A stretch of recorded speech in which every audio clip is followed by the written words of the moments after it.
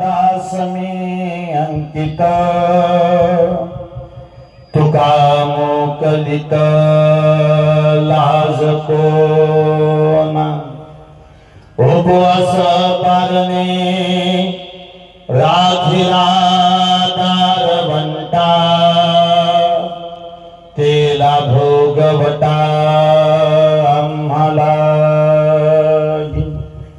वक्रतुंड महाकाय सूर्यकोटि समप्रभ निर्विघ्नं कुरु मे देव सर्वकार्येषु सर्वदा महायोगपीठे तटे भीमरथ्यं वरं पुण्डरीकाय दातुं समागत तिष्ठन् तमानन्दकन्दं परब्रह्मलिङ्गं भजे पांडुरंगम। पांडुरंगा करो प्रथम नमः दुसरे चरणा संताच्या त्यांच्या कृपादाने कथेचा विस्तार हो बाबाजी सद्गुरु दास तुकाराम। जयाचा जने जन्म नामार्थ झाला जयाने सदावास नामात केला जयाच्या मुखी सर्वदा नाम कीर्ती नमस्कार त्या ब्रह्म चैतन्य मूर्ती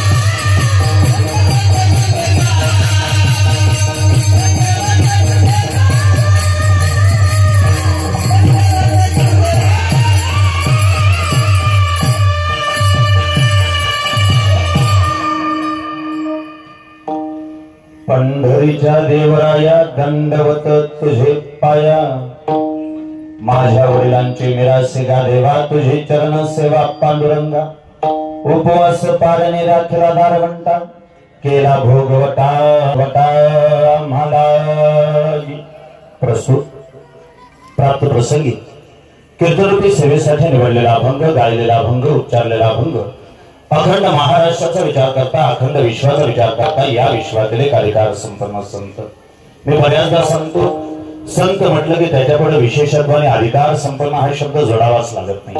महाराष्ट्राच्या मातीमध्ये जेवढे म्हणून संत झाले सगळेच्या सगळे संत अधिकार संपन्न ज्याचा त्याचा अधिकार वेगळा आहे, ज्याचं त्याचं अधिष्ठान वेगळं आहे, ज्याचं त्याचं कार्यकर्तृत्व वेगळं आहे. अजून थोडा स्वच्छ करावा, बाकी काही नको, थोडा आवाज नाही. ज्ञान म्हटलं की ज्ञानोबा आठवतात, शांती म्हटलं की पैठण निवासी शांती ब्रह्म एकनाथ महाराज आठवतात, भक्ती म्हटलं की संत शिरोमणी नामदेवराय आणि वैराग्य म्हटलं की जगद्गुरु तुकोबाराय.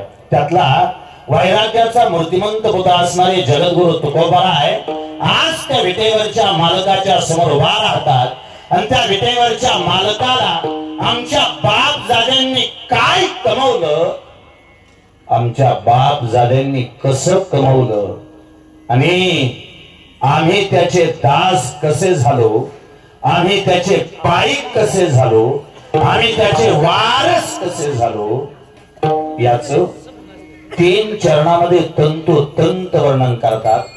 तुकोबारायांच्या मुखातली भाषा अशी आहे, देवा आम्हाला जर विचारत असशील आमच्या बापदाद्यांनी आजपर्यंत काय कमवलं, आम्हाला जर तो हिशोब मागत असेल आमच्या बापदाद्यांनी आजपर्यंत काय कमवलं, तर हे विटेवरच्या मालका आमच्या बापदाद्यांनी आजपर्यंत काय कमवलं हे जर विचारत असेल तर माझ्या वडिलांची मिरासेगा देवा, तुझी चरण सेवा पांडुरंगा.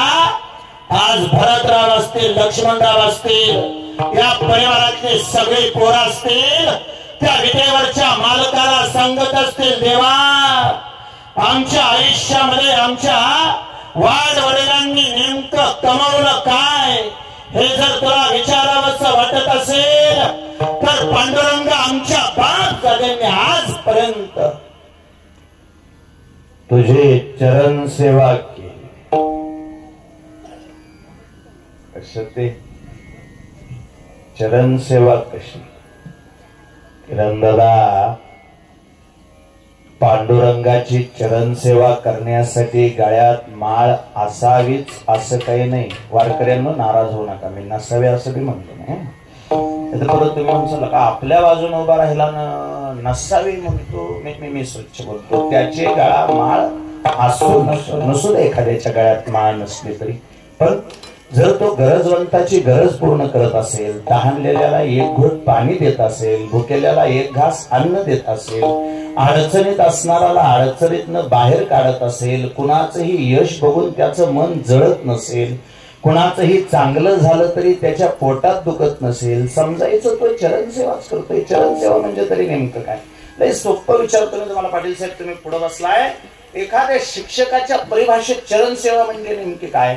त्या शिक्षकानं टाळ विना घेऊन वारीला गेल्यानंतर त्याला जास्त पुण्य मिळेल का त्यापेक्षा त्या शिक्षकाने हातात खडू घेऊन अहोरात्र त्या लेकरांसाठी काबाड कष्ट करून एखादं पोरग स्कॉलरशिप मध्ये पहिलं आणलं, एखादं पोरग नवोदय मध्ये पास केलं, एखाद्या पोराचा सैनिक स्कूलला नंबर आणला, काही वर्गात असणारे गोरगरिबांचे लेकरं त्या लेकरांना अक्षर ओळख करून त्या लेकरांच्या आयुष्याचं कल्याण केलं. मला थोडं स्वच्छ सांगा, त्या शिक्षकाला वारीला गेल्यानंतर जास्त पुण्य आहे का पोरांना प्रामाणिकपणे शिकवल्यावर जास्त पुण्य? मी जर स्वच्छ बोलत असेल तर एखाद्या वारकऱ्यानं केलेल्या 1000 वाऱ्या एका बाजूला ठेवा आणि एखाद्या मास्तरने प्रामाणिकपणे घडवलेला एक आदर्श विद्यार्थी एका बाजूला ठेवा. एखादी वारी न करता शिक्षकाने आदर्श विद्यार्थी घडवणं ही शिक्षकासाठी चरण सेवा आहे. आपण सगळे शेतकरी माणसं आहे. एखाद्याचा बैल जर उन्हात तरमत असेल आणि नेमकं कीर्तन सुरू झालं, रामकृष्णारीचं भजन झालं, सुंदर ते ध्यानाचा अभंग सुरू झाला आणि त्या शेतकऱ्याने घाई गडबडीनं कीर्तनाला जाण्यासाठी पावलं टाकायला सुरुवात केली, पण त्याची धर्मपत्नी समोर उभा राहिली आणि धर्मपत्नीनं सांगितलं, महाराज कीर्तनाला निघाला इथपर्यंत ठीक आहे, पण उन्हात बांधलेला तो बैल आहे, तुम्हाला सोडून तो बैल कुणालाच तुम्हाला सोडून तो बैल कुणालाच हात लावून देत नाही. ते मारक जनावर आहे, तुम्ही जर समजा कीर्तनाला गेला तर तो बैल जसाच्या तसा उन्हात राहील. तुम्ही माघारी असतो त्या मुख्या चित्राबाला पाणी मिळायचं नाही. माझी इच्छा आहे तुम्ही कीर्तनाला जा खरं, पण मुख्या चित्रबाला पाणी पाजा, सावलीत बांधा आणि मग तुम्ही कीर्तनाला जा. तो म्हणे नाही नाही, कीर्तनालाच गेलं पाहिजे. पाहुणे तुम्ही माझ्या बरोबर बोला.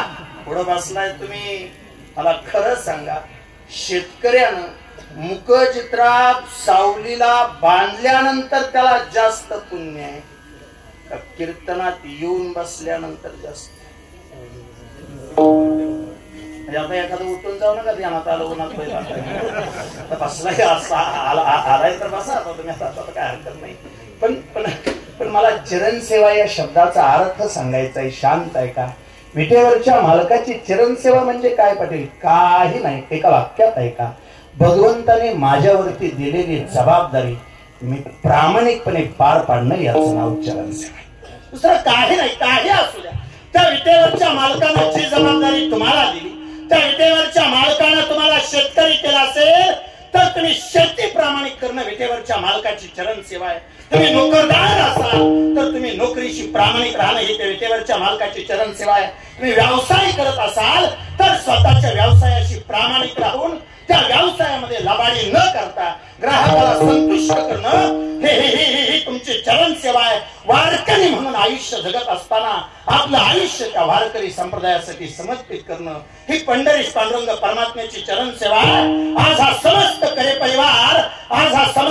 परिवार त्या विटेवरच्या मालकाच्या समोर उभा राहतो आणि विटेवरच्या मालकाला सांगतो, देवा आमच्या बाप दाद्यांनी काय कमवलं हे जर विचारत असशील तर माझ्या वडिलांची मिरासी गा देवा, तुझी चरण सेवा पांडुरंगा. आमच्या बाप दाद्यांनी आजपर्यंत तुझी चरण सेवाच केली. प्रामाणिक जगलेत माणसं आमची, नीतिमत्तेनं जगलेत माणसं आमची, तत्वानं जगलेत माणसं आमची. आयुष्यात धन दौलत कमावली नाही असं नाही, आयुष्यात पैसा पाणी धन दौलत या सगळ्या गोष्टी कमवल्या. हे विटेवरच्या मालका, तू आमच्या बापाला देताना अपंगत्व दिलं होतं नाही. बाकीच्या माणसांसारखे दोन सदृढ हात दोन सदृढ पाय असं नव्हतं त्याच्या वाट्याला. पण हे काय, आमचा बाप शरीरानं अपंग होता पण मनाने आणि बुद्धीनं प्रचंड सदृढ होता. त्यानं मनाचं अपंगत्व कधी दाखवलं नाही, बुद्धीचं अपंगत्व कधी दाखवलं नाही. आमच्या बाप दाद्यानं कमवत असताना जेवढी संपत्ती कमवली तेवढी तुकोबरायांच्या गाठेला प्रमाण मानून कमवली. कमवलं पण कसं?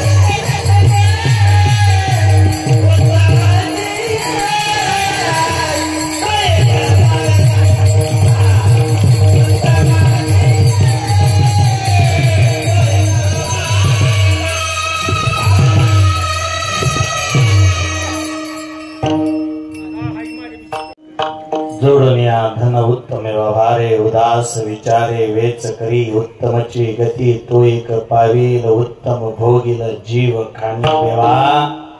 आमच्या बाप झाल्यानं कमवलं, पण कमवलं कसं हे जर विचारत असशील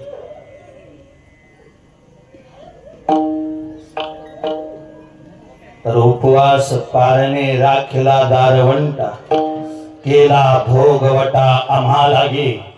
वेळ प्रसंगी आमचा बाप उपाशी राहिला, वेळ प्रसंगी आमच्या बापानं पोटाला पोटभर खाल्लं नाही, आणि तेवढं सगळं करून आमच्या बापानं आज हा दारवंटा आमच्यासाठी उभा करून ठेवला. देवा, एवढं प्रामाणिक जगून सुद्धा, एवढं प्रामाणिक कमवून सुद्धा जर आज पोरांच्या डोळ्याला पाणी येत असेल तर त्याची लाज वारकरी म्हणून आम्हाला नाही वाटली पाहिजे, त्याची लाज तुलाच वाटली पाहिजे. कुणाला? बुवा, त्याच्या नावावर जगून त्याची लाज काढली तुम्ही. माझा काय घास आहे पांडुरंगाची लाज काढायची? मी नाही काढली, मी नाही काढली. तो बरे सांगता परत लय कमावलं आमच्या बाप झाले, प्रामाणिकपणे कमावलं. उपाशी राहिला बाप आमचा, त्यांनी कधी तत्व सोडले नाही. एवढं करून बी आमच्याच वाट्याला दुःख देत असेल, आम्हाला नाहीच लाज वाटली पाहिजे, तुलाच लाज वाटली पाहिजे. हे कसं काय? मी स्वच्छ बोलतो. वारकऱ्याच्या डोळ्याला जर पाणी येत असेल तर वारकऱ्याला नाहीच लाज वाटली पाहिजे. कसं काय? हो, हे समोर बसलेलं लहान लेकरू आहे. आता हे स्वच्छ आले, समजा हे लेकरू अमंगळ अवस्थेत आलं, घाणेरड्या अवस्थेत आलं, लेकरू घाणेरड्या अवस्थेत आलं तर लाज लेकराला काय येईल? आम्ही लेकर आहे ना तुझी. आमच्या वाट्याला जर दुःख येत असेल, आमच्या डोळ्याला जर पाणी येत, आमची काय लाजायची गरज आहे? अजून स्वच्छ सांगतो देवा, आमचं आणि तुझं नातं जर सांगायचं झालं तर आमचं आणि तुझं नातं एखाद्या पती पत्नी सारखं आहे. एखादी पत्नी रस्त्याने निघाली आणि रस्त्याने निघाल्यानंतर एखादी स्त्री रस्त्याने निघाली, तिच्या अंगावरची साडी थोडी फाटलेली,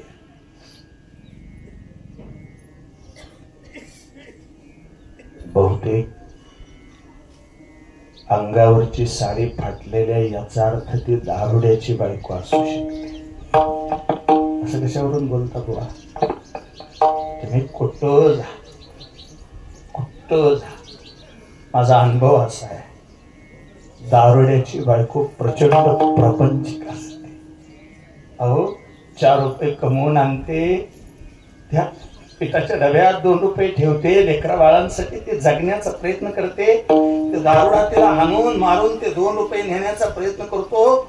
तिला कधी कधी वाटतं आपल्या जीवाचं काळं कोळसं करावं, पण पुन्हा तिचं मन तिला साक्ष देत, आपण जर मरून गेलो तरी लेकर उन्हात पडतेली कोण बघल? तो माणूस असा, याने कधी लेकरांचा विचार केला नाही. परवा शाळेत पालक सभा होती, तेव्हा सगळ्या पोरांना वाटायचं आपला बाप शाळेत यावा, आपला बाप शाळेत यावा, पण दारुड्याच्या पोरांना वाटायचं आपला बाप शाळेत येऊ नये. त्याला मी सांगतो गड्या, तुम्ही कोणत्या नजरेने बघता मला माहित नाही. दारुड्याचं लेकरू होणं पाप आहे, वाईट आहे. पाप आहे म्हणण्यापेक्षा दारुड्याचं लेकरू होणं वाईट आहे. हो, ते सगळ्यात भयंकर आहे पाटील साहेब. कदाचित त्या गोष्टीच्या भावना आपल्यापर्यंत पोहोचत नाहीत, त्या जळा आपल्यापर्यंत पोहोचत नाहीत, म्हणून आपल्याला ते दुःख कळत नाही. एखादी बिचारी, हे पांडुरंगा, एखादी बिचारी रस्त्यावरून निघाली, अंगावरची साडी फाटलेली आहे, आणि 4 प्रतिष्ठित माणसं समोर दिसल्यानंतर तिनं ती साडी लपवण्याचा प्रयत्न जुन्या जाणत्या बिचाऱ्या खुरपायला जरी बसल्या, गावातली एखादी प्रतिष्ठित व्यक्ती रस्त्याने निघाली तर मला आठवतंय, माझ्या आईनं हातातलं खुरप खाली ठेवलं, पण डोक्यावरचा पदर मात्र तिने सरळ केला होता. ती बिचारी रस्त्याने निघाली, रस्त्याने निघाल्यानंतर 4 प्रतिष्ठित माणसं दिसली, तेव्हा 4 प्रतिष्ठित माणसं दिसल्यानंतर तिने साडी लपवण्याचा प्रयत्न केला, पण तिचं दुर्दैव असं, 4 प्रतिष्ठित माणसामध्ये तिची फाटलेली साडी लोकांच्या नजरेत आली. मला स्वच्छ सांगा, हे देवा, हे विटेवरच्या मालका, एखाद्या स्त्रीच्या अंगावरची साडी फाटली असेल, एखाद्या पत्नीच्या अंगावरची साडी फाटलेली असेल तर लाज पत्नीला वाटली पाहिजे, का नवऱ्याला तो कामाने लागला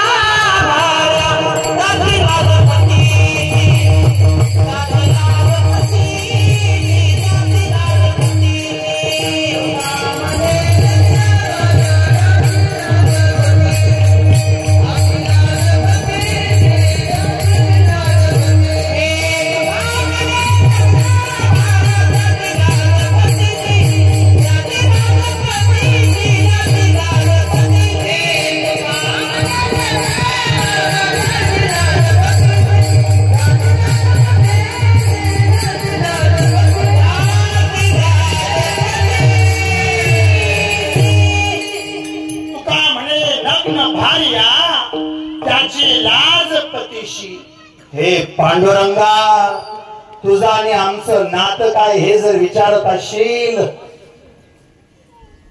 पाठीमागल्या काही दिवसापूर्वी आमच्यातला एक निष्ठावंत वारकरी पॉझिटिव्ह आला.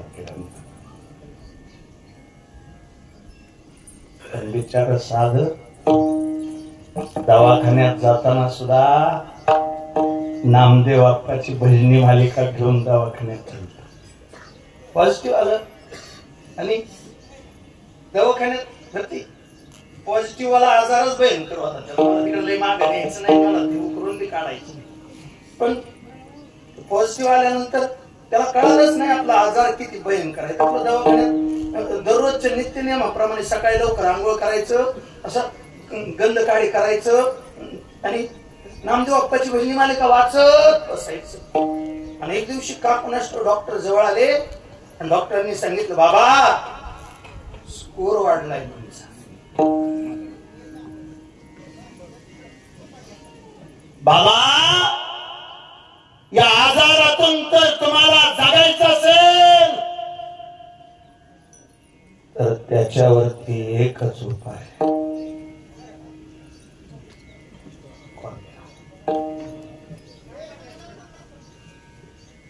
बोला मार्करवाडी, बोला.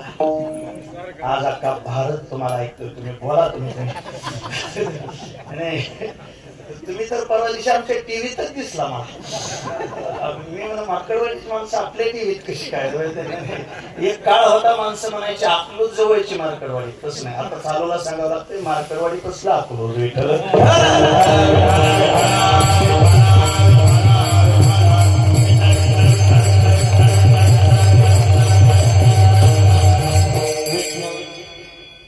डॉक्टरांनी सांगितलं, बाबा जगायचं असेल तर एक उपाय आहे. कोणता? बाबा गळ्यातली माळ काढावी लागेल. तो निष्ठावंत वारकरी होता. गळ्यातली माळ काढावी लागेल म्हटल्यानंतर डॉक्टरांकडे बघितलं. कधी रडला नाही, आजारी पडला तरी रडला नव्हता. पण माळ काढायला लागेल म्हणल्यानंतर डॉक्टरकडे बघितलं. डॉक्टरला सांगितलं, डॉक्टर आमच्या आजीनं माझ्या गळ्यात माळ घातली. ज्या दिवशी माळ घातलीये त्या दिवशी आम्हाला सांगितलं गेलंय, जेने विठ्ठल मात्रा घ्यावी तेने पथ्य सांभाळावी. डॉक्टर तुम्हाला दिसत असताना ही तुळशीची लाकडं दिसत असतात, पण आमच्या वारकऱ्यांसाठी हे तुळशीची लाकडं नाही. ती विटेवरती उभा राहिलाय तो आमचा नवरा आहे. विटेवर उभा राहिलाय तो आमचा मालक आहे.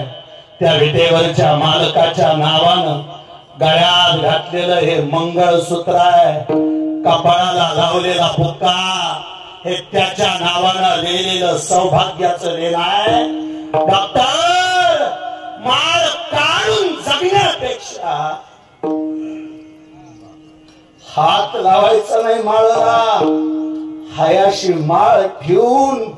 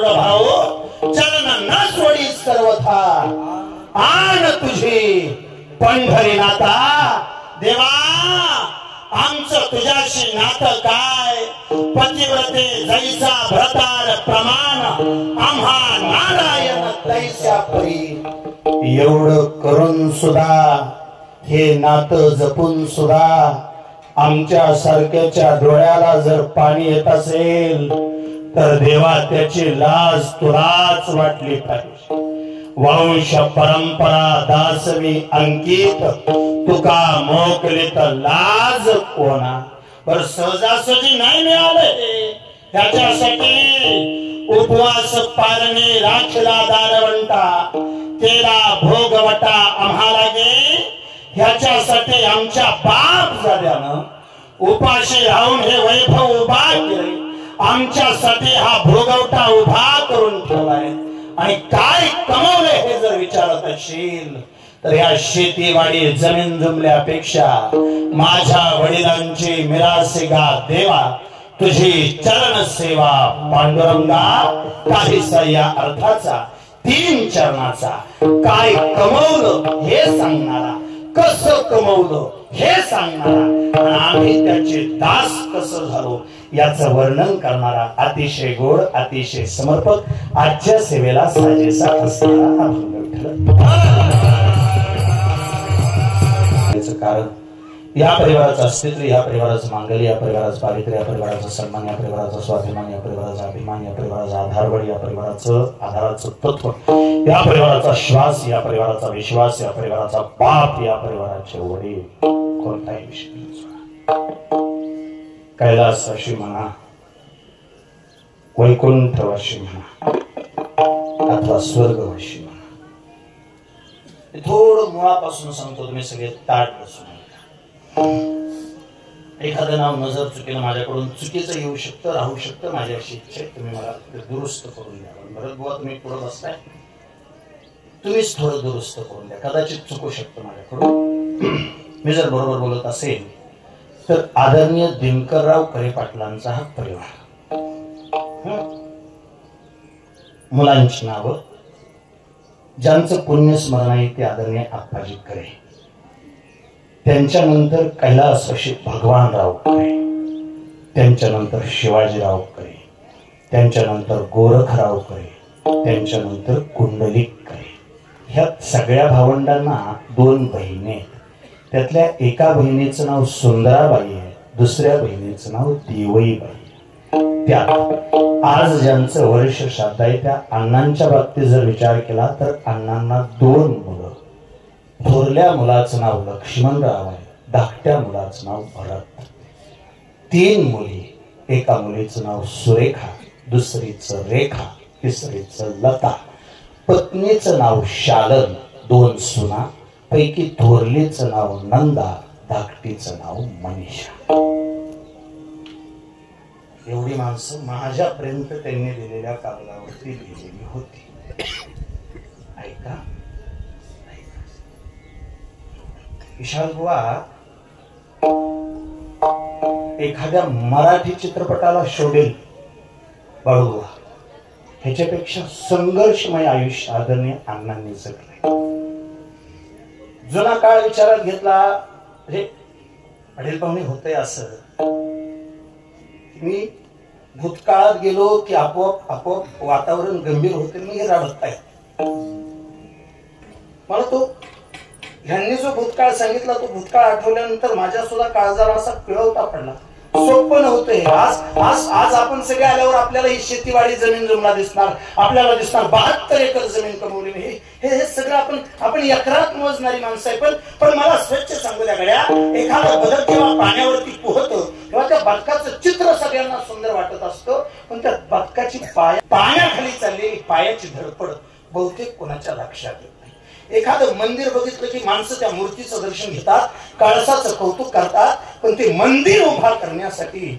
काही दगडांनी स्वतःला मातीमध्ये गाडून घेतलेलं असतं बहुतेक ते दगड कोणाच्या लक्षात येत नाही आदरणीय अण्णांचा जर प्रवास बघितला तर बहुतेक 2 एकर जमीन की 2 एकर जमीन पण शरीर असं काही सदृढ नव्हतं चालत जाऊन 1ली 4थी पर्यंतची शाळा शिकले, त्या खोरोचीला शाळेत गेले, निम साखर पर्यंत शाळेत गेले. पण आता साधनं तर कमी काय साधनं होती, इथनं चिखलात न जावं लागत होतं. नदी पार करत असताना जीवाची काय घालमेल होत होती ती त्यांच्या जीवाला माहिती आहे. पण का कोणाष्ट या माणसाला हारणं माहीतच नव्हतं. एखादा भगवंताने मला चांगला देह दिला नाही म्हणून रडत बसला असता, पण भगवंताने जे दिलं नाही त्याच्यासाठी लढायचं नसतं, त्याच्या विरोधात लढायचं असतं. हे समस्त आयुष्य त्यांनी तुम्हाला आम्हाला जगून दाखवलं. स्वतःच्या बुद्धीचा वापर करून बहुतेक टेलरिंग काम करायचे. कपडे कुणालाही शिवता येतात. आयुष्यभर या माणसाने नाती शिवली, आयुष्यभर ह्या माणसाने आपली माणसं जोडून ठेवली, आयुष्यभर कधी नात्याला कातर लागू दिली नाही. 5 भावंड पाठीमागे आहेत. त्या 5 भावंडांपैकी एका भावाला गावच्या सरपंच पदावरती बसवलं, त्याच्यासाठी स्वतःच्या आयुष्याचा त्याग केला, समर्पण केलं. भावाभावांमध्ये एवढं प्रेम होतं. मी जर बरोबर बोलत असेल तर आदरणीय अण्णा गेल्यानंतर अवघ्या 3 महिन्यात आदरणीय दादांनी देह ठेवला. बहुतेक अण्णा ते जुनी माणसं म्हणतात बघा, एखाद्याने खालीच घेतलं. अण्णा निघून गेल्यानंतर दादांना परत करतलंच नाही. माझ्या आयुष्यातला राम निघून गेला, लक्ष्मण म्हणून मी इथं थांबू कसा, माझ्या आयुष्याचा वनवास झाला असं समजून दादांनी सुद्धा गेल्या वर्षी अगदी अण्णानंतर 3 महिन्यानंतर देह ठेवला. त्या काही परिवाराला एकाच वेळी घरातली 2 जबाबदार माणसं गमवावी लागली. मी जाहीर बोलतो, स्वच्छ बोलतो. आज अण्णांचं हे कर्तृत्व बघितलं, अण्णांचं हे व्यक्तिमत्व बघितलं. आपल्या सगळ्यांना अण्णांबद्दल प्रेम वाटणं साहजिक आहे. एक आहे, जेव्हा तो काळ एखाद्याला न्यायचं ठरवतो, पाटील काळाने जर एकदा उडी मारली, कोणी असू द्या,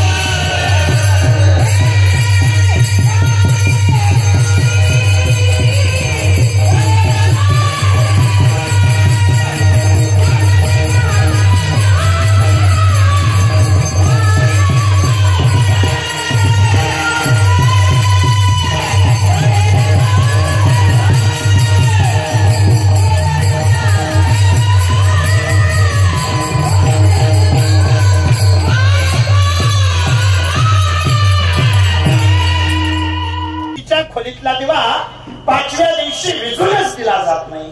आता ज्यांच्या डोक्यावर पदर नाही त्यांनी अजिबात उत्तर देऊच नका. नाही आता घेऊ बी नका. आला असता साडीवर तर तुम्ही बी घेतला असता. पुन्हा जाऊन आणावं लागतो इथून शिरसावून. साडी सेपरेट मिळते, पदर सेपरेट मिळतो. असू ज्यांनी घेतलाय त्यांनी सांगा. बाळ बाळंतणीच्या खोलीतला दिवा 5व्या दिवशी विझून देत नाही, त्याचं कारण काय? ऐकून तू बोला. हेच सांग काय तुझ्या मुलासारखं काय काळजी करून निवांत सांग. 5व्या दिवशी म्हणे किती कोण सटवी ती अक्षर घालते आणि अक्षर घालताना तिला दिसावं म्हणून बाळ बाळंतणीच्या खोलीतला दिवा 5व्या दिवशी विझून देत नाही.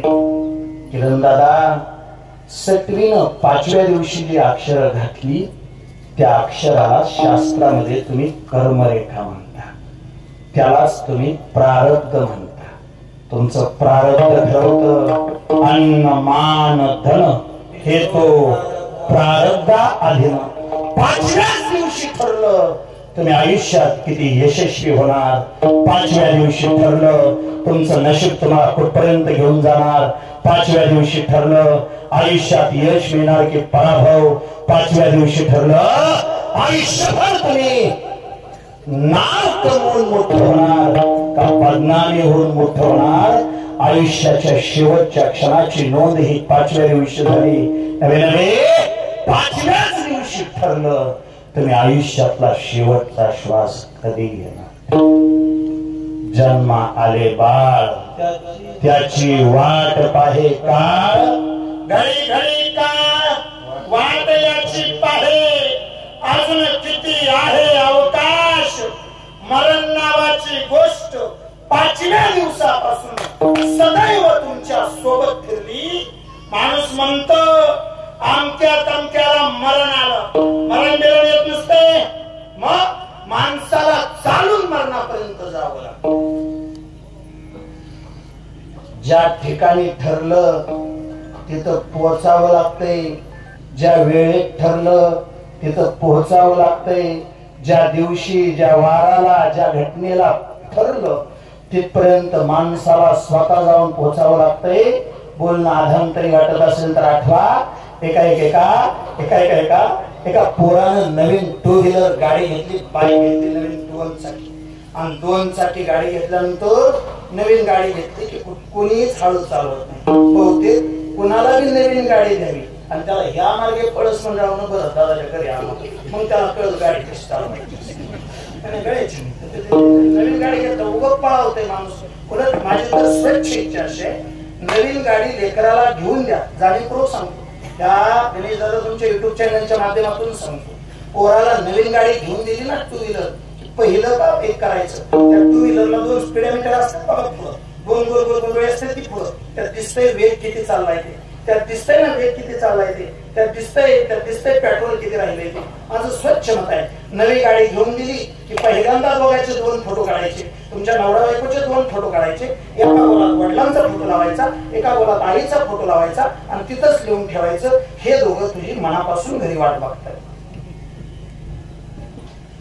म्हणजे जरा त्याला किती पळवायची याचा अंदाज आहे. नवीन गाडी म्हणली त्याने ती प्रचंड ताणायला सुरुवात केली. मग पळस मंडळातील 4-2 जागरूक माणसं त्याच्या घरी आली. त्याच्या वडिलांना त्याने सांगितलं, हे बघा आमचं काय तुमच्याकडे भांडण नाही, आम्ही काय तुम्हाला चुकीचं सांगायला आलो नाही, पण हे काय बाबा ते यंत्र आहे, ते मशीन आहे, पळवल तेवढं पळतंय, त्याला काय बाबा. मग पिळली की ते पळायला सुरुवात करते. पाया पडतो तुमच्या पोराला तेवढं नीट सांगा. त्याला म्हणा बाबा गाडी तेवढी हळूच चालव. काय कोणाचा भरोसा आहे हो. आपण जरी सरळ चाललो तरी पुढचा येणारा कसा येईल सांगता येत नाही. तुम्ही तेवढी पोराला समज द्या. असं म्हणल्याबरोबर आई बापाला दोघांना राग आला. पोरगा घरी यायची ते वाट बघत होते, पण पोरगा उशिरा घरी आला. बहुतेक पोराची बापाची अलीकडे गाठ पडणं जाऊन मुश्किल झालं. मग दुसऱ्या दिवशी सकाळी पोरगा निघाला तेव्हा बाप पोराच्या शेजारी उभा राहिला. त्या हँडलला हात लावला आणि बापाला सांगितलं हातच लावायचं नाही गाडी. मला का काय झालं आमची तमकी माणसाची गावात ती सांगत होती काय भरमसाठ गाडी चालते अजिबात. हे बघ गाडी ताणायची असेल तर गाडीला हात लावायचा. मी वरूनच सांगतो शांत आहे. त्याने तेवढं सांगितलं खरं. बाप तसा बोलला, आई तशी बोलली, आई तशी बोलली. आई कशी बोलली आईने हात जोडले आणि हात जोडून आई म्हणजे शालवा हात जोडून आईनं सांगितलं पाया पडते तुम्ही तुझ्या बाळा गाडी तेवढी ताण ए बापाने दम दिला आई पाया पडते फक्त माझ्याकडे बघा माझ्याकडे बघा स्वच्छ आहे का बापाने दम दिला आई पाया पडते म्हणाली पोरग दुसऱ्या दिवशी पासून हळू गाडी चालवायला लागलं नाही नाही नाही नाही आईबाप दिसत नाही तो आईबाप दिसतायत तोपर्यंत त्याने 30च्या स्पीडने गाडी चालवली आणि एकदा कॉर्नर आला आईबाप दिसायचे बंद झाले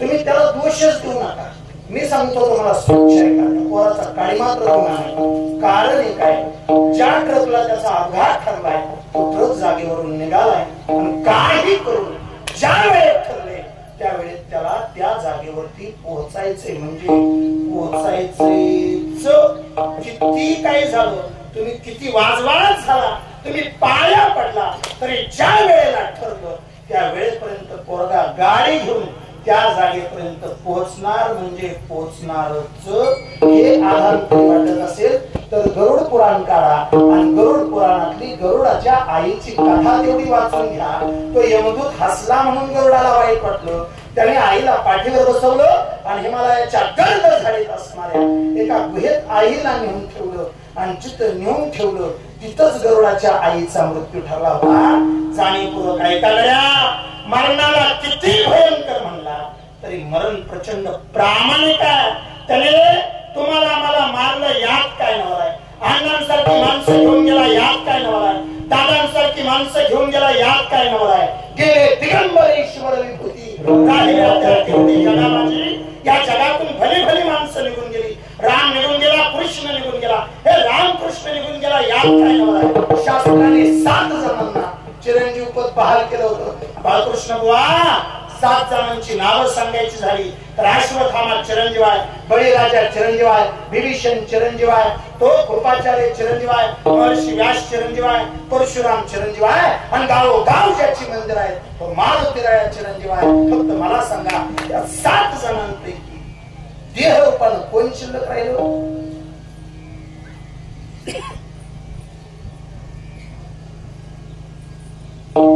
चिरंजीव म्हणजे काय ह्या 7 जणांना वरदानच होतं काय कधीच मारणार नाही कधी चंद्र सूर्य आहे तोपर्यंत मारणार नाही हाय काय या 7 जणांपैकी कोणी बघायला तुम्ही कीर्ती रूपाने शिल्लक राहिले वगैरे तुका म्हणे ते तुमचं काम आहे पण मला आवर्जून सांगू द्या हे चिरंजीव होते तरी यांना मृत्यूचा सामना करावाच लागला देह रूपानं या जगातून जावंच लागलं बहुतेक देह रूपानं जावं लागलं या गोष्टीचा प्रत्येकाला येतो मरण भयंकर असलं मरण प्रामाणिक प्रचंड त्या मरणाच्या अधीन जाऊ गेल्या वर्षी अख्तरी परिवारातली 2 माणसं गेली अभंग जो निवडलाय त्या अभंगाबद्दल काहीतरी पूर्वपीठिका असली पाहिजे एक तर तुकोबरायांचा अभंग आहे मी 1000 वेळा सांगेन 1000 वेळा तुकोबरायांचे अभंग म्हणजे व्हॉट्सअपच्या रचलेल्या कवितामुळेच नाही आणि ह्या अभंगाची स्वतःची एक परंपरा ह्या अभंगाची स्वतःची एक कथा आहे अशी पाठीमागल्या काही दिवसापूर्वी शांत आहे का पाठीमागल्या काही दिवसापूर्वी देहूमध्ये गाठेवर संशोधन कुठं देहू कशावर संशोधन झालं गाठेवर संशोधनामध्ये विषय असा निघाला तुकोबरायांच्या गाठीची प्रकरण करायची प्रकरण हो नाम पर प्रकरण उपदेश पर प्रकरण संत पर प्रकरण भक्ती पर प्रकरण अशी गाथेची प्रकरण करायची ठरली आणि ही प्रकरण करण्यासाठी गाथेचा अभ्यास करण्यासाठी 4 महात्मे एकत्र येऊन बसले कोण ऐका सध्याचे जोग महाराज भारतीय शिक्षण संस्थेचे अध्यक्ष गुरुनामगुरु संदीपान महाराज हसेगावकर एक दुसरे युवक मित्र संतवीर बांडापाटील कराडकर 2 तिसरे गाथा मंदिर समितीचे विद्यमान अध्यक्ष पांडुरंग बाबा घुले 3 आणि चौथं नाम गुरुनामगुरु गाथा मूर्ती रामभाऊ महाराजराव हे 4 एकत्र येऊन बसले विषय काय होता? काय नाही. गाथेचं फक्त वर्गीकरण करायचं होतं. कोणता अभंग कोणत्या प्रकरणात बसतोय एवढं फक्त चौघांनी मिळून ठरवायचं होतं. एक एक एक एक अभंग पुढे येत होता. जसं जसं जसं जसं सुचत होतं तसं तसं चौघजण अभंगाचं वर्गीकरण करत होते. आणि वर्गीकरण करता करता हा अभंग पुढे आला. कोणता? माझ्या वडिलांची मिरासी गा देवा तुझी चरण सेवा पांडुरंगा. बुवा, ह्या अभंगावर दोन महात्म्यांमध्ये मतभेद झाले. अजून एक वाक्य सांगतो. महात्म्यांमध्ये मतभेद होतात, मनभेद होत नाही. माझी आजही इच्छा अशीच आहे, वारकऱ्यांमध्ये जरी झाले तरी काही एखाद्या मुद्द्यावरती मतभेद असावे, मनभेद नसावे. ज्या दिवशी आपण सगळे खेळीमेळीच्या वातावरणामध्ये राहू त्या दिवशी विटेवरचा मालक आपल्या घरी निहारीला येऊन बस. पण बहुतेक आपल्या कळवटी मिटना त्याच्यामुळं तो बी जागा सोडायला तयार. मी स्वच्छ होतो ना. महात्म्यांमध्ये मतभेद होतात, मनभेद होत नाही. महाराज, मतभेद झाला म्हणजे पुन्हा पुन्हामध्ये. आणि मुद्दा काय सांगतो, शांत आहे का? मतभेद दोन महात्म्यांमध्ये झाले. गुरुनामगुरु युवक मित्र बंडादादा कराडकर आणि दुसरे पांडुरंग बाबा गुरे. काय मतभेद झाले? हा अभंग नेमका कोणत्या प्रकरणात बसतोय? पांडुरंग बाबा म्हणे, तात्या, हा अभंग म्हणजे तुकोबरायांचा आणि देवाचा संवाद आहे. तात्या म्हणजे नाही हो, तुम्ही नीट वाचा. का? हा अभंग म्हणजे तुकोबरायांचा देवाचा संवाद नाही. मग हा अभंग म्हणजे तुकोबरायांचा देवाचा वाद आहे. भांडण नाही. बहुतेक आपापल्या स्वभावानुसार म्हणतात. पांडुरंगावांचा स्वभाव शांत आहे, तात्यांचा स्वभाव प्रचंड कडक आहे, प्रचंड कडक आहे. पण ते बरं, आता माघार पण घ्यायची. बरं, ह्या दोघांमध्ये चुकीचं कोण? आपण कोण? ह्या दोघांमध्ये कोणाला आपण चुकीचं म्हणता? पण ज्याने त्याने आपापला मुद्दा मांडला. आणि मुद्दा मांडत असताना पांडुरंग बाबा म्हणले, अहो भांडण कसं तात्या? तुम्ही अभंग नीट वाचा बरं. असा जर वाचला, माझ्या वडिलांची मिरासी गा देवा तुझी चरण सेवा पांडुरंगा, उपवास पाळणे राखेला दारवंटा, केला भोगवटा आम्हाला दी, भविष्य परंपरा दास मी अंकित, तुका मोकलित लाजपणा. बघा बरं संवाद आहे. तात्या म्हणले, थांबा, असाच वाचा, असाच वाचा. फक्त एक काम करा, भांडण म्हणून स्वराची एकच पट्टी फक्त वर घ्या आणि मग वाचा. आता देवाबरोबर तुकोबाराय म्हणतात, देवा, माझ्या वडिलांची मिरासी गा देवा तुझी चरण सेवा पांडुरंगा. फुकाट नाही मिळालं हे, त्यासाठी उपवास केलाय, पारण केलंय. आणि एवढं करून जर आमच्याच वाट्याला दुःख देत, तुला लाजच वाटत.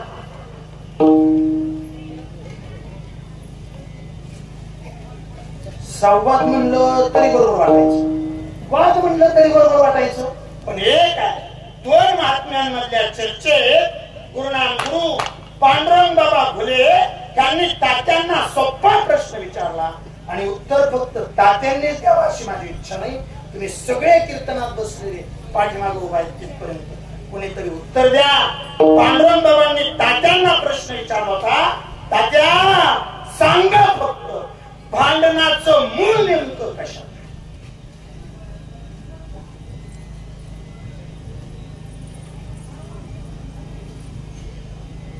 नाही, अजून सोप. तात्या सांगा फक्त भांडणाच्या आधी माणसाच्या मनात काय तयार व्हावं लागतं?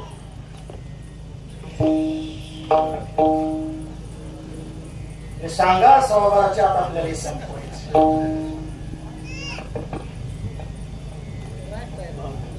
हा बोला.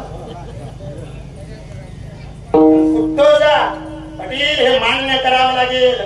भांडणाच्या आधी माणसाच्या मनात राग तयार होतो. बिगर रागाची भांडणं फक्त नवरा बायकोची,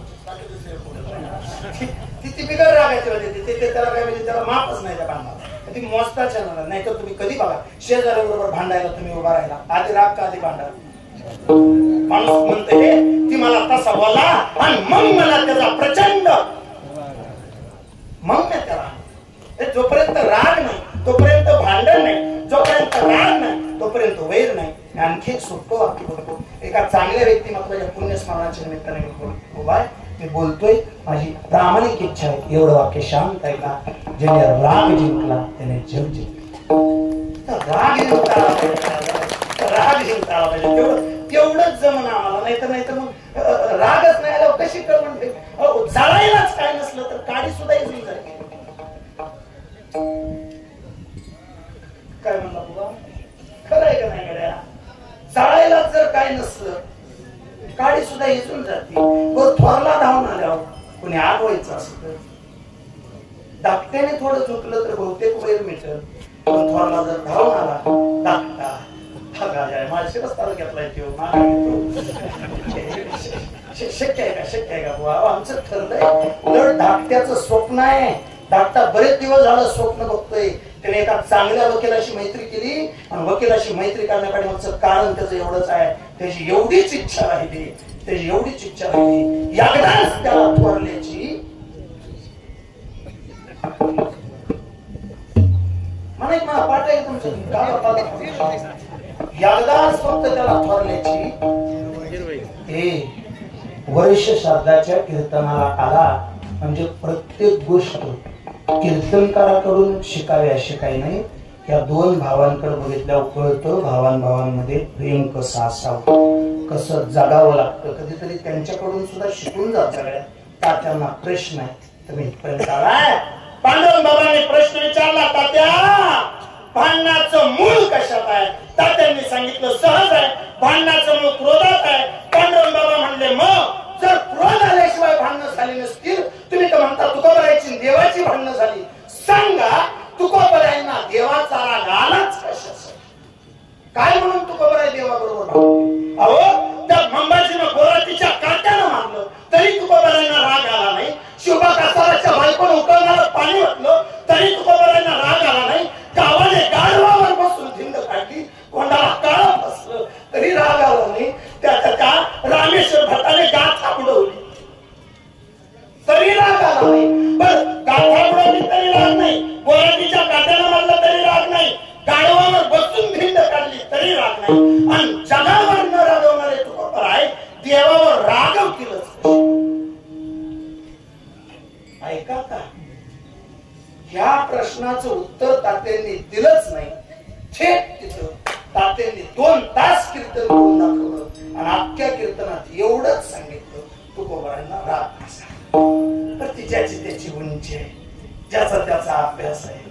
तात्यांची जेवढी कीर्तनं झाली तेवढं आपलं आयुष्य बी जगून झालं नाही. आपण कुठं त्यांच्या बरोबरीत जावं. पण झालं असं तात्यांनी दिलेलं उत्तर सांगतो. आणि तात्यांच्या मुखातलं आपलं नाही. तात्यांनी सांगितलं म्हणे तुकोबरायांना देवाचा राग आला त्याचं एकच कारण, बहुतेक माणूस आपल्या माणसावर हक्काने रागवतो. जगावर काय रागवतो तुकोबराय? पण कुणावर रागवायचं होतं? ज्यांनी गाथा म्हणून सांगितलं त्यांच्यावर रागवायचं होतं काय? हे महात्मे होते, हे रागवत नसतात. समाजाने चांगलं म्हणावं वाईट म्हणावं याच्यासाठी हे जगतच नसतात. तुकोबरायांचं आयुष्य असं होतं, गरिबी आली तरी त्या आयुष्यातला आनंद आटला नाही आणि श्रीमंती आली तरी आयुष्याच्या आनंदाला कधी पूर आला नाही. ते समाजाकडे बघून जगतच नव्हते. मग देवावर रागवले, देवावर अधिकार होता म्हणून रागवले.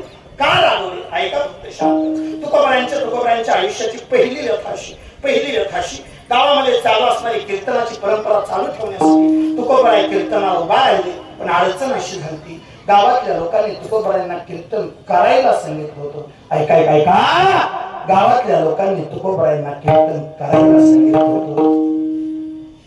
तुकोबराय कीर्तन जगायला लागले.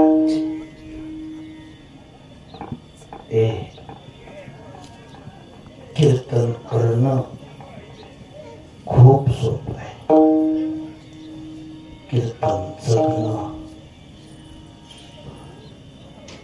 खूप अवघड आहे. बोले तैसा चाले त्याची बंधावी पावले.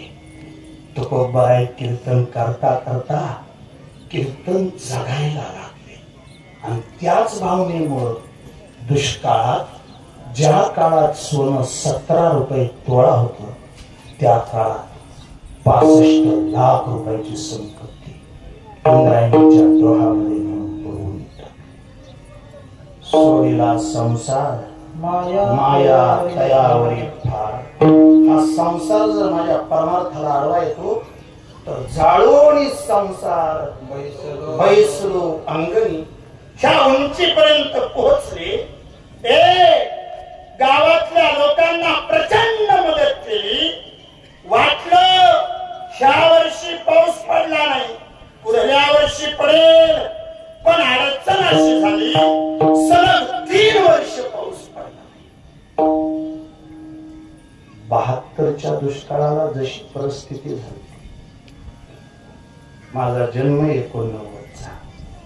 मी 72च्या दुष्काळाबद्दल जास्त बोलू नाही, पण आमची आजी सांगायची 72चा दुष्काळ म्हणजे माणसंच फक्त माणसाला खायची राहिली. लय हाल ससल्या ते माणसाने. कान्या खाल्ल्यात, माडगं खाल्ले, उलगं खाल्ल्या, ते उलट सुकडी खाल्ली. मी आणखी सांगतो, 72च्या दुष्काळात ज्या मायबापांनी लेकरांना सांभाळलं ना, त्या लेकरांनी मायबापाला कधीच विचारायचं नाही तुम्ही आमच्यासाठी काय केलं म्हणून. तेवढ्या मोठ्या दुष्काळात त्यांनी आपल्याला जिवंत ठेवलं. हीच त्यांचा आपल्याला आनंद होता. हेच त्या आई बाबाचं कर्त. दुष्काळ वाढला आणि दुष्काळ वाढल्या क्षणी घरात तुकोबारांनी सगळं दानधर्म करून टाकलं होतं. आणि त्या काळात लोकांना तुकोबारांनी दिलं. तुकोबारांना अपेक्षा होती ज्या समाजाला मी दिलंय तो समाज मला मानधन दिलं. म्हणून घरात आई मेली, बाप मेला, बायको मेली, पोटचा पोरगा मसून गेला, दावणीचा बैल वैराणी वाचून गेला. अशा काळात तुकोबाराई समाजाच्या समोर उभा राहिले. समाजाला जाणीव करून दिली तुमच्या वेळेला मी दिलं होतं, आज माझ्यावर वेळ आली.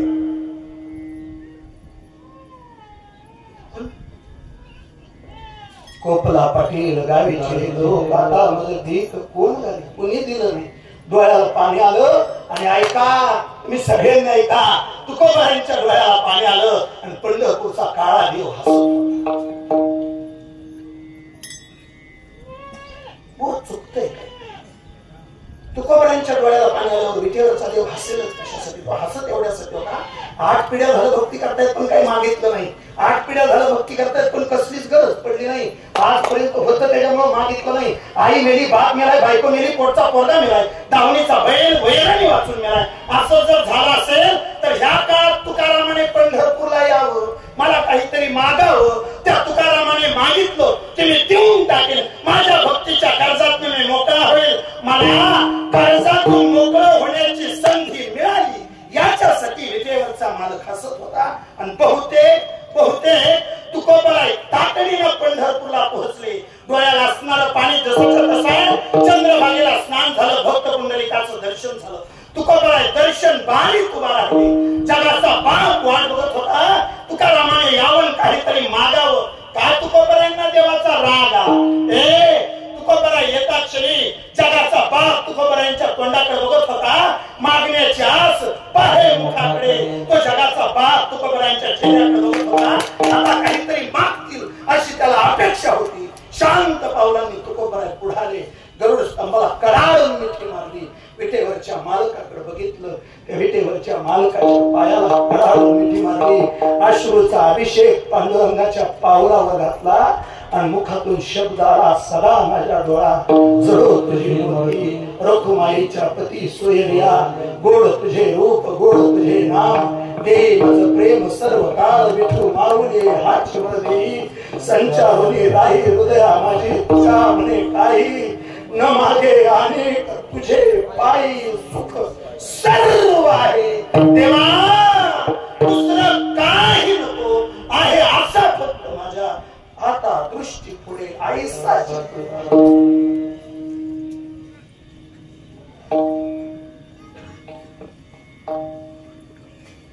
पांडुरंगाच्या डोळ्याला पाणी आलं. तुकारामा कोणत्या हाडामासाचा तयार झालास रे? आई मेली, बाप मेलाय, बायको मेली, ओळखा काचा घासून मेलाय, दावणीचा बैल वैरण मिळाली नाही म्हणून मेलाय, आणि सदा माझ्या डोळ्यात जडो तुझी मूर्ती असं म्हणतो. तुझे पायी सुख सर्व आहे असं म्हणतो. विटेवरच्या मालकाने वीट सोडली, तुकोबरांच्या शेजारी उभा राहिला आणि भांडणाला सुरुवात झाली. विटेवरच्या मालकानं तुकोबरांना सांगावं, तुका हे तुकारामा, संसारातलं काहीतरी मागा. राग कशाचा सांगायचंय ना, संसारातलं काहीतरी मागा, नाहीतर पुन्हा माझ्या पायाला हात लावायचा नाही.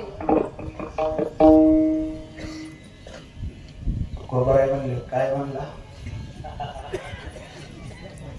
म्हणले संसारातलं काहीतरी माग. नाही नाही, त्या पुढं काय म्हणलं? पायाला हात लावायचा नाही. कोणाच्या?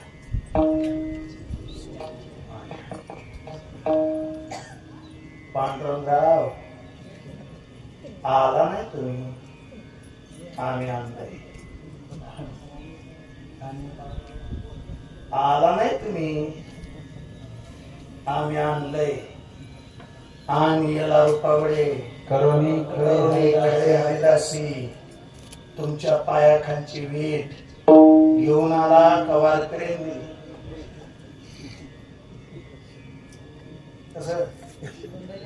आम्ही दिली, वारकऱ्यांनी दिलेल्या विटेवर उभा राहिलाय, पायाला हात लावायचा नाही म्हणतो. काय पांडुरंगा, तुझ्या पायावर जेवढा तुझा अधिकार नाही तेवढा आम्हा वारकऱ्यांचा तुझ्या पायावर अधिकार आहे.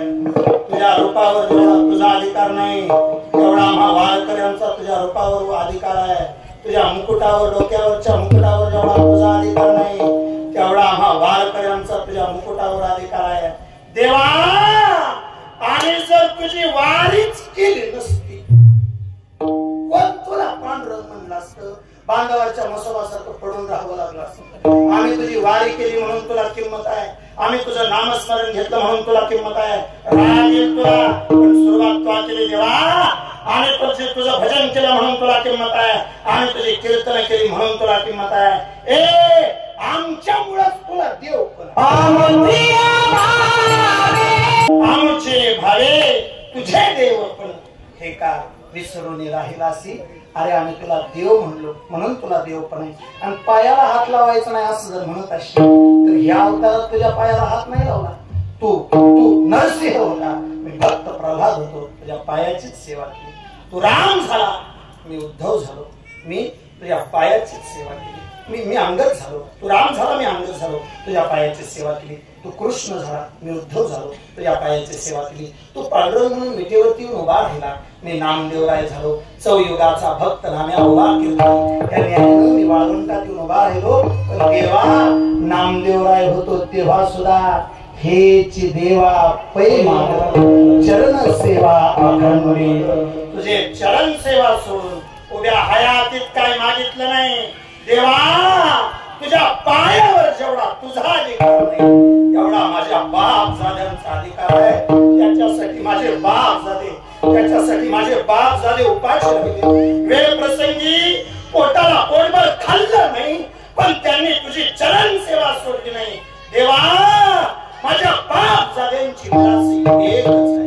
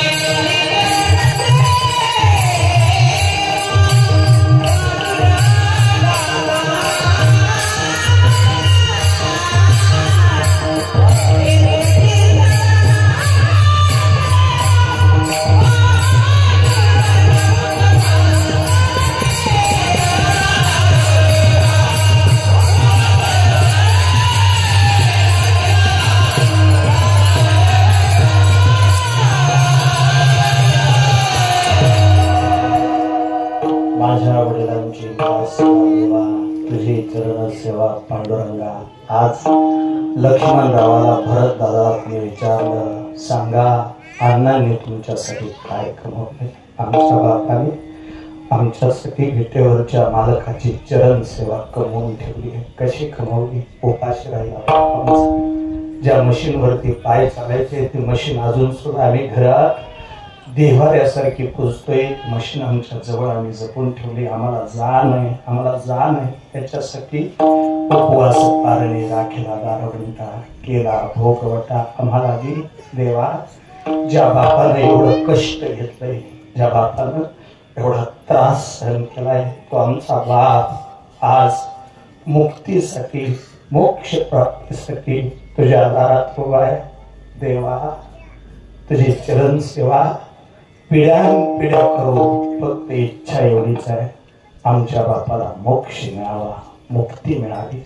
त्या मोक्ष आणि मुक्तीसाठी एकदा मोठ्या प्रेमाने जगाच्या बापाचं भजन.